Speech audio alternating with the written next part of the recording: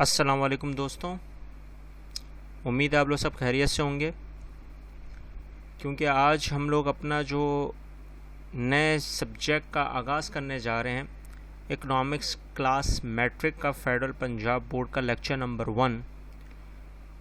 تو اس کے حساب سے اگر دیکھا جائے تو آپ لوگوں نے جو پہلے پریویس کلاس میں جو 9 کلاس میں جو آپ نے اکنامکس پڑھی تھی، تو یہ تھوڑا اس سے تھوڑا سا مختلف ہٹ کے ہوگا، تھوڑا ہارڈ بھی ہوگا، تھوڑا آسان بھی ہوگا۔ تھوڑا ہارڈ کا مطلب یہ ہے کہ تھوڑی مشکلات تو آئیں گی، لیکن تھوڑی آسانیت بھی ہوگی آپ کو سمجھنے کے حساب سے۔ اور اکنامکس جو ہے وہ ویسی آسان ہوتی ہے، لیکن بچے اسے ہارڈ خود بخود ہی بنا لیتے ہیں، کیونکہ ان کو اس چیز کے نظریے کی اہمیت نہیں پتہ چلتی کہ جب تک اس چیز کو اچھے طریقے سے سمجھ نہ لیں۔ تو اکنامکس جو ہے وہ بہت ہی آسان ہے، اور آپ کے حساب سے آپ کے سامنے ٹاپکس آ رہے ہیں۔ اگین ہم لوگ معیشت کے حساب سے، اکنامکس کے حساب سے اس کا تعارف دیکھیں گے، آپ کا کانٹینٹ آف بک دیکھیں گے کہ آپ کے کون کون سے ایسے چیپٹرز ہیں جو ہم ڈسکس کریں گے، اور اس میں جو ٹاپک ہم آج ڈسکس کریں گے وہ اکنامک لیگیسی ہوگی پاکستان کی، کہ جب پاکستان آزاد ہوا تھا تو اس وقت معاشی حالات کیسے تھے لوگوں کے، ہم یہ آج پڑھیں گے، ٹھیک ہے۔ لیکن اس سے پہلے آپ سے کچھ چیزیں ڈسکس کرنی ہے کہ آپ کا ایگزامینیشن جو پیپر پیٹرن ہوگا، اگین وہی 3 سیکشنز میں ہوگا، سیکشن اے، بی اور سی۔ سیکشن اے میں آپ کے پاس وہی 15 MCQs آئیں گے، 20 منٹ میں آپ نے وہ کرنے ہوں گے۔ اسی طرح آپ کے پاس شارٹ کوشچنز آتے ہیں، کہیں کبھی کبھار 19 بھی ہوتے ہیں، 18 بھی ہوتے ہیں، جس میں سے 12 آپ کو کرنے ہوتے ہیں، اور 3 مارکس کا آپ کا آتا ہے، ہر ایک سوال کا آنسر کا جواب ہوتا ہے۔ اسی طرح آپ کے پاس جو لانگ ہوتے ہیں وہ 4 آتے ہیں، جس سے آپ کو 3 کرنے ہوتے ہیں، اور 8 نمبر کا وہ مارکس ہوتے ہیں۔ آپ کے پاس ٹوٹل نمبر جو ہیں وہ 75 مارکس کا یہ پیپر ہے، اور ٹوٹل ٹائمنگ جو ہوتی ہے وہ 3 گھنٹے کی ہوتی ہے، جس میں سے 20 منٹ آپ کے صرف اور صرف 15 جو MCQs ہوتے ہیں اس میں نکل جاتے ہیں، اور 2 گھنٹے 40 منٹ آپ کے پاس رہ جاتے ہیں، 2 hours 40 minutes، جس میں آپ کو اپنا پورا سبجیکٹو پیپر کمپلیٹ کرنا ہوتا ہے۔ اچھا، اسی کے حساب سے اگر پیپر اٹیمپٹنگ کا دیکھا جائے تو آپ کے پاس آپ کی جو کاپی آتی ہے، آنسر شیٹ آتی ہے، اس کے حساب سے اگر اس میں مارجنس اگر نہیں ہیں تو لیفٹ ہینڈ کی طرف آپ نے کھینچنی ہوتی ہے اگر آپ اردو سائڈڈ ہیں، اور اگر آپ وہ ہیں کیا بولتے ہیں انگلش سائڈڈ ہیں تو آپ کو رائٹ سائڈ پہ، یعنی کہ کہنے کا مطلب یہ ہے کہ آپ نے تھوڑا الٹا چلنا ہوتا ہے، ٹھیک ہے۔ اب آپ کے پاس اگر مارجنس پہلے سے موجود ہیں تو پھر آپ کو مارجنس کھینچنے کی ضرورت نہیں ہے، لیکن آپ ضرور یہ چیک کر لیں اپنے امپورٹنٹ انسٹرکشنز میں جو آپ کے آنسر شیٹ میں لکھی ہوئی ہوتی ہیں، اس میں کیسے آپ کو کرنا ہے، کس طرح سے کرنا ہے، اس میں سارا وہ مینشن ہوتا ہے۔ اسی طرح آپ کے پاس جو مین ہیڈنگ ہوتی ہے آپ نے بلو مارکر سے لکھنی ہوتی ہے، اور سب ہیڈنگ جو ہوتی ہے آپ کو بلیک مارکر سے لکھنی ہوتی ہے۔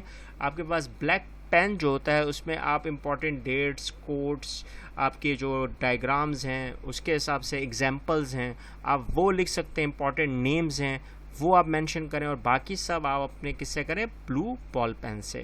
آپ نے انک پین استعمال نہیں کرنا ہے۔ ایک اور مثال کہ آپ کا کوشچن جو ڈیٹیلڈ کوشچن جہاں پر ختم ہو رہا ہے آپ نے اسی کے نیچے سے شروع کرنا ہے، نیو پیج سے آپ نے شروع نہیں کرنا ہے۔ آپ کے شارٹ کوشچن آنسر جہاں پہ ختم ہو جاتے ہیں وہیں سے آپ نے نیکسٹ پیج سے آپ نے کیا شروع کر دینا ہے، لانگ کوشچن شروع کر دینا ہے، اور ہر شارٹ کوشچن کے اینڈ میں آپ نے انڈر لائن ڈالنی ہے۔ آپ کا جہاں آنسر کمپلیٹ ہو گیا وہاں انڈر لائن ڈال دیں، اسی طرح آپ کا جہاں لانگ کوشچن کمپلیٹ ہو گیا وہاں پہ آپ نے انڈر لائن ڈال دی، ٹھیک ہے۔ اور آپ کے پاس کوئی چوائس نہیں ہے کہ آپ کہ سیکشن بی پہلے چوز کریں یا سیکشن سی، آپ کوئی بھی سیکشن چوز کر کے اپنا سوالوں کا جواب لکھ سکتے ہیں۔ اسی حساب سے انٹروڈکشن اور کنکلوژن لکھنا لازمی ہے، اور ہم اپنے ان ویڈیو لیکچرز میں وہ سارے امپورٹنٹ کوشچن ڈسکس کریں گے جو آپ کے بورڈ سے ریگارڈنگ موجود ہوتے ہیں، ٹھیک ہے۔ اب دیکھتے ہیں کہ ہمارے پاس جو کانٹینٹ آف چیپٹرز ہیں اس کے حساب سے آپ کے پاس جو میجر چیپٹرز ہوتے ہیں وہ 7 ہیں، جیسے پہلا economic of legacy of Pakistan ہے، پھر منی ہے، پھر بینکس ہے، ٹریڈنگ ہے، پبلک فائنانس ہے، اکنامک ڈیولپمنٹ ہے، اور پلس پھر اسلامک اکنامک سسٹم ہے، ٹھیک ہے۔ یہ ہم لوگ ڈسکس کریں گے۔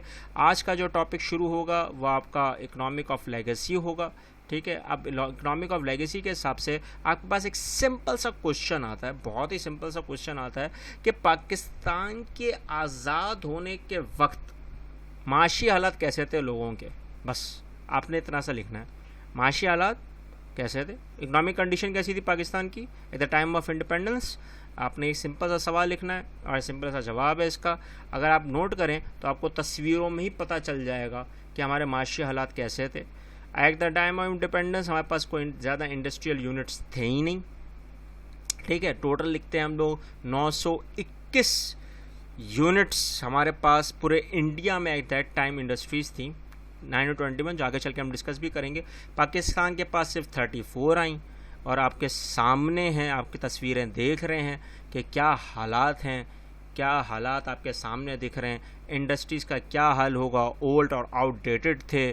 ہم پڑھے لکھے ہمارے لوگ تو ویسے ہی نہیں تھے. آپ کو پتہ ہے ڈیورنگ دا انڈیپینڈنس 86% لوگ جاہل آئے تھے پاکستان میں. تو جاہل کا مطلب یہ نہیں ہے کہ سمجھدار نہیں تھے, پڑھے لکھے نہیں تھے. پڑھے لکھے نہیں ہوں گے تو ظاہر سی بات ہے. پھر ایگریکلچر کا نظام بھی نہیں تھا, بروکن تھا. ریلوے کا نظام آپ کے سامنے ہے, آئے ہائے کیا زبردست نظام تھا. ایجوکیشن انسٹیٹیوشن کا تو کہیں وجود ہی نہیں تھا. آپ کو پتہ ہونا چاہیے کہ ہمارے پاس تو اسکولس تھے ہی نہیں. اسکولس تو 2 سال کے بعد کہیں ڈیولپ ہوئے جب ہندوؤں نے تھوڑا اور انگریزوں نے ہمارے ساتھ تعاون کیا, تب جا کر ہمارے پاس کہیں اور ہماری معاشی حالات کیسے ہوں گے تو یہ آپ سمجھ ہی گئے ہوں گے.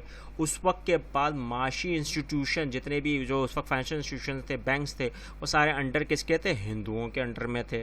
تو کیپٹل سسٹم پورا انڈیا کا کس کے انڈر میں تھا, ہندوؤں کے. تو وہ جب مائگریٹ ہوئے یہاں پر تو ہمارے پاس پیسوں کی ویسی قلت, اور جو آپ کے سامنے تصویریں دکھ رہے ہیں جو ننگے پھنگے لوگ کھڑے ہوئے معذرت کے ساتھ, لیکن یہ وہ مسلمان تھے جو امید لے کر آئے تھے پاکستان میں. آج وہ پاکستان کا جو حال آج ہوا ہے وہ تو ایک الگ ہی ہے. لیکن ذرا سوچو اس وقت کتنی بیڈ اور ورس کنڈیشن تھی. تو یہ ایک سب سے اہم المیہ تھا, اور ہم لوگ وہ اپنی تاریخ بلا چکے ہیں جو ہم لوگ آئے تھے. تو یہی وہ ریزن ہے جو آج ہم لوگ اتنے قرضوں میں ڈوبے ہوئے ہیں. وہ قرضے اس لیے ہیں کیونکہ ہم لوگ اپنے ماضی کو بھول گئے ہیں بیٹا. اس لیے آپ آنے والی نسلوں کو آپ کو پتہ ہونا چاہیے. جب آپ یہ لوگ دیکھو گے نا, یا آپ تصویریں دیکھو گے تو آپ کو پتہ چلے گا یہ ہے اصل پاکستان, یہ تھا اس وقت. ٹھیک ہے نا. تو اب آپ سمجھ رہے ہوگے کہ ہمیں چاہیے تھا اور ابھی بھی چاہیے کہ ہم لوگ پاکستان کو آگے کھڑا کر دیں. لیکن کیا حالات ہیں وہ آپ کے سامنے تھے. اور آپ نے اگر نوٹ کرا ہو کہ اس وقت پاکستان کو صرف چلانے والا جو تھا معاشی لحاظ سے بھی, وہ صرف اللہ تھا. یہ سچ لکھا ہے میں نے. یہ جو کتابوں میں لکھا ہے, انٹلیکچوئلز نے, دانشوروں نے لکھا ہوا ہے, پروفیسرز نے لکھا ہوا ہے, یہ سب سچ لکھا ہوا ہے بیٹا. کیونکہ ہم لوگ کے اس وقت کے لوگوں نے باقاعدہ 2 سال تک لوگوں نے جو کھایا ہے. جو سمجھتے ہو نا, جو گندم کا چھلکا ہوتا ہے, وہ پیس کے کھایا ہے لوگوں نے. تو ہم لوگ اس طرح کے, پھر بھی قوم اتنی زبردست تھی اس وقت, اتنی زبردست قوم آئی ہوئی تھی اس وقت. پنجابی, بلوچ, پٹھان, ہم یہ نہیں سوچتے تھے اس وقت. معاشی لحاظ سے ہم لوگ یہ دیکھ رہے تھے کہ ہم نے کیسے اپنے آپ کو ڈیولپ کرنا ہے. ٹھیک ہے نا. اور یہ انٹائرنگ جو لیبر تھی اس وقت, یہ انہی کی کاوشیں تھیں. انہی کی وجہ سے تھوڑا بہت پاکستان سروائیول پہ اترا تھا, اور اسی کے لحاظ سے تھوڑا معاشی نظام سدھرا اور زراعت کا نظام سدھرا. اور آج جو گلوبل پوزیشن ہے پاکستان کی, وہ انہی لوگوں کی وجہ سے ہے.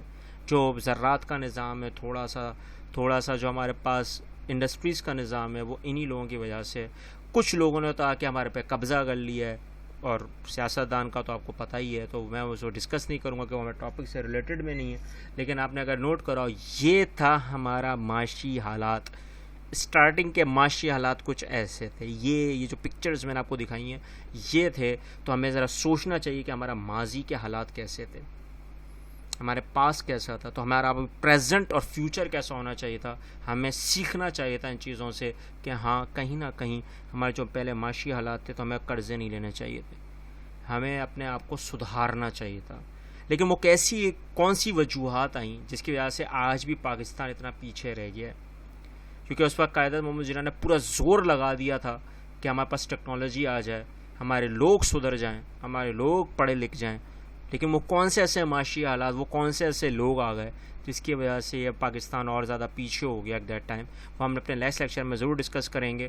ٹھیک ہے. لیکن اگر آپ کو کوئی چیز سمجھ میں نہیں آئی ہو تو ہمارے ساتھ شیئر کریں, کامنٹ کریں, اور جو چیز سمجھ میں آ گئی ہو وہ بھی شیئر کریں, کامنٹ کریں, چینل کو سبسکرائب کریں, اور ان لوگوں تک, ان بچوں تک پہنچائیں جن کو ان کی ضرورت ہے. ملتے ہیں نیکسٹ لیکچر میں. اللہ حافظ.